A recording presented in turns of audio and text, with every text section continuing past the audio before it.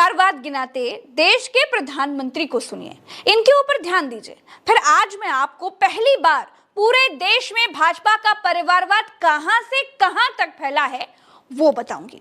ध्यान दीजिए। आपको गांधी परिवार के बेटे बेटी का विकास करना हो तो फिर कांग्रेस को वोट दीजिए। आपको मुलायम सिंह जी के बेटे का भला करना है तो फिर समाजवादी पार्टी को वोट दीजिए। अगर आप लालू परिवार के बेटे बेटियों को उनका भला करना चाहते हो तो आरजेडी को वोट दीजिए। आपको शरद पवार जी की बेटी का भला करना हो तो आप एनसीपी को वोट दीजिए। आपको अब्दुल्ला परिवार के बेटे का भला करना हो तो आप नेशनल कॉन्फ्रेंस को वोट दीजिए। आपको करुणानिधि जी के बेटे बेटियों पोते पोतियों का भला करना हो तो डीएमके को वोट दीजिए। आपको के चंद्रशेखर राव की बेटी का भला करना हो तो आप बीआरएस को वोट दीजिए। लेकिन मेरी बात ध्यान से सुनिएगा। ध्यान दे लिया? इनकी कैसेट 2014 से यहीं पर फंसी हुई है। इन्होंने विपक्ष का परिवारवाद इतना बताया कि आपको याद हो गया और आप भी यही पंक्तियां दोहराने लगे। आज मैं आपको भारतीय जनता पार्टी का परिवारवाद बताती हूँ। नरेंद्र मोदी जी की दिक्कत यही है कि ये मीठा मीठा गप गप और कड़वा कड़वा थू कर देते हैं। दूसरे के दाग तो बता दिए, अपनों पर भी कभी नजर डाल लिया कीजिए। तो दोस्तों, पहले उत्तर प्रदेश आइए, बीजेपी का परिवारवाद दिखाती हूँ। राजनाथ सिंह के बेटे हैं पंकज सिंह, मेनका गांधी के बेटे हैं वरुण गांधी, कल्याण सिंह के बेटे हैं राजवीर सिंह, ब्रजभूषण शरण सिंह के बेटे हैं प्रतीक भूषण। सब राजनीति में ये परिवारवाद है या नहीं, या इस परिवारवाद पर भाजपा की कोई और स्कीम काम करती है? खैर, यूपी छोड़िए, हिमाचल प्रदेश चलिए। यहाँ के सीएम रहे प्रेम सिंह धूमल के बेटे हैं भाजपा के सूचना प्रसारण मंत्री अनुराग ठाकुर। क्या ये परिवारवाद नहीं है? उत्तराखंड आइए, रीता बहुगुणा जोशी यूपी में बीजेपी की मंत्री रही हैं। उनके भाई विजय बहुगुणा उत्तराखंड के मुख्यमंत्री रहे हैं। क्या ये परिवारवाद नहीं है? छोड़िए, बिहार चलिए, यशवंत सिन्हा बीजेपी के मंत्री थे। इनके बेटे जयंत सिन्हा बीजेपी से सांसद हैं। ठाकुर प्रसाद जो भारतीय जनता पार्टी के फाउंडर मेंबर थे, मिनिस्टर रहे हैं। उनके बेटे हैं रविशंकर प्रसाद, मोदी जी की कैबिनेट में ही मंत्री रहे। यहाँ खानदानी राजनीतिक परिवारवाद चल रहा है, लेकिन मोदी जी इस परिवारवाद का जिक्र कभी भी नहीं करते। चलिए, गुजरात आइए, मोस्ट पावरफुल जोड़ी से मिलिए, अमित शाह और इनके बेटे हैं जय शाह। ये परिवारवाद नहीं है क्या मोदी जी? या आपको भी दूरबीन से दूर दूर तक भाजपा का परिवारवाद दिखाई ही नहीं पड़ता है? कर्नाटका चलिए, बीएस येदियुरप्पा के दो बेटे बीवाई विजेंद्र और बीवाई राघवेंद्र, बाप मुख्यमंत्री, बेटा विधायक, दूसरा बेटा सांसद। वाह, ये भाजपा का परिवारवाद नहीं है क्या? नहीं, रुकिए मत, उड़ीसा चलिए। विपक्ष का एक तरफा परिवारवाद बताने वाले मोदी जी को उनकी पार्टी का परिवारवाद बताना बहुत जरूरी है। चलिए, उड़ीसा चलिए, देवेंद्र प्रधान के बेटे हैं धर्मेंद्र प्रधान, पिताजी भी भाजपा के मंत्री थे, बेटे भी भाजपा के मंत्री हैं। मालूम है ना मोदी जी? खैर, चलिए छत्तीसगढ़ चलते हैं, रमन सिंह से मिलिए। इनके बेटे के नाम है अभिषेक सिंह। ये भी मजदूरी से अपना गुजारा नहीं कर रहे हैं, ये भी राजनीति में। पिताजी मुख्यमंत्री रहे, बेटे जी सांसद रहे, लेकिन बीजेपी तो परिवारवाद करती ही नहीं है। मोदी जी कभी कभी अपनी पार्टी का परिवारवाद भी बता दिया कीजिए। खैर, आइए जल्दी से मध्य प्रदेश चलते हैं दोस्तों। विजया राजे सिंधिया का नाम सुना है आपने? सुना होगा, बीजेपी से सांसद रही हैं। उनकी सबसे छोटी बिटिया है यशोधरा राजे सिंधिया, मध्य प्रदेश की बीजेपी सरकार में मंत्री हैं। आंदोलन करके मंत्री तो बनी नहीं है। इनकी जगह पर कोई और आम एमपी का व्यक्ति भी तो हो सकता था, लेकिन नहीं। कैलाश विजयवर्गीय का नाम सुना है आपने?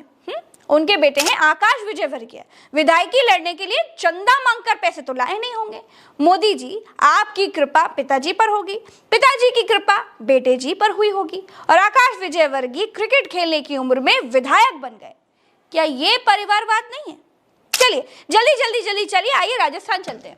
वसुंधरा राजे सिंधिया बीजेपी से राजस्थान की सीएम थी। उनके बेटे हैं दुष्यंत। माता के आशीर्वाद से बेटा सांसद बन जाए तो पुराणों में इसे भी परिवारवाद ही कहा गया होगा। महाराष्ट्र चलिए दोस्तों, मोदी जी, गंगाधर फडणवीस कौन है? आपका नाता तो हर प्रदेश से रहा है। कैसे गंगाधर फडणवीस ने परिवारवाद करके अपने देवेंद्र फडणवीस को राजनीति में उतारा, फिर फडणवीस साहब महाराष्ट्र के सीएम बने और आज डेप्यूटी सीएम है। वेद प्रकाश गोयल, हाँ, पीयूष गोयल के पिताजी थे। अटल सरकार में पिताजी मंत्री थे, मोदी सरकार में पीयूष गोयल मंत्री हैं। ये परिवारवाद नहीं है। बाप मंत्री, बेटा मंत्री। बीजेपी में परिवारवाद की कहानी यह है कि यहाँ राजा का बेटा ही राजा बन रहा है दोस्तों। और सुनिए, सच सुनते जाइए। प्रमोद महाजन भाजपा सरकार में केंद्रीय मंत्री थे। बिटिया पूनम महाजन भाजपा से सांसद हैं। पिताजी बेटी जी सब एक ही लाइन में ही तो है, एक ही पार्टी में है। ये क्या है? महाराष्ट्र में ही गोपीनाथ मुंडे केंद्र में बीजेपी से ही मंत्री थे। पंकजा मुंडे भी भारतीय जनता पार्टी से विधायक हैं। इसको क्या कहेंगे, परिवारवाद या राष्ट्रवाद? पूरे भारत में मैंने बीजेपी के परिवारवाद के दर्शन करा दिए। अब दिल्ली आइए। साहिब सिंह वर्मा बीजेपी की तरफ से दिल्ली के सीएम रह चुके हैं। इनके सुपुत्र श्री परवेज वर्मा बीजेपी से ही सांसद हैं। क्या कोई आम आदमी, क्या कोई 125 करोड़ भारतीय वासियों में से कोई भारतीय जनता पार्टी को चुनाव लड़ाने के लिए नहीं मिला? कोई बात नहीं। दिल्ली में ही चरती लाल गोयल, इनसे मिले। ये बीजेपी के बड़े लीडर थे, दिल्ली विधानसभा के पहले स्पीकर थे। इनके बेटे हैं विजय गोयल, भारतीय जनता पार्टी की सरकार में मंत्री रहे हैं भाई, अपनी नेतागिरी चमका रहे हैं फिलहाल। अब घोटालों पर भी मोदी जी का वही पुराना टेप फिर से सुन लीजिए दोस्तों। कांग्रेस का घोटाला ही अकेले लाखों करोड़ों का है। 1,86,000 करोड़ का कोयला घोटाला, 1,76,000 करोड़ का 2G घोटाला, 70,000 करोड़ रुपए का कॉमनवेल्थ घोटाला शामिल है, 10,000 करोड़ रुपए का मनरेगा घोटाला।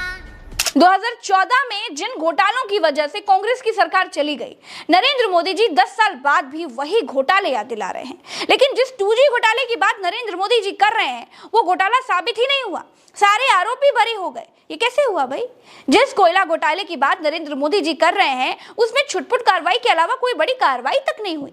कर्नाटक के बेल्लारी में अवैध खनन कारोबारी रेड्डी बंधुओं पर स्वर्गीय सुषमा स्वराज जी का हाथ था। चलिए वो भी छोड़ दीजिए।